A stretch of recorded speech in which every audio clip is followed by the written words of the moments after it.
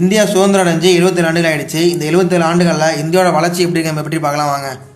1947ஆம் ஆண்டில் இந்தியாவோட மக்கள் தொகை 34 கோடி தாங்க. ஆனால் இப்போ இந்தியாவோட மக்கள் தொகை 143 கோடிங்க. 1947ஆம் ஆண்டில் ஒரு இந்தியன் தனிநபர் வருமானம் 150 ரூபா தாங்க. ஆனால் இப்போ 1,15,000ங்க. 1947ஆம் ஆண்டில் ஒரு டாலரோட இந்திய மதிப்பு 1 ரூபா. ஆனால் இப்போ 83 ரூபா. 1947ஆம் ஆண்டில் 1 கிராம் தங்கம் விலை 8 ரூபா 86 பைசா. ஆனால் இப்போ 5,500 ரூபாங்க. 1947ஆம் ஆண்டில் 1 லிட்டர் பெட்ரோல் விலை 27 பைசா. ஆனால் இப்போ 96 ரூபாங்க. 1947ஆம் ஆண்டில் இந்தியர்களின் படிப்பறிவு 12% தான். ஆனால் இப்போ 92% மக்கள் படிப்பறிவில் முன்னேறியிருக்காங்க. 1947ஆம் ஆண்டில் 21 பல்கலைக்கழகம் தான் இருந்தது.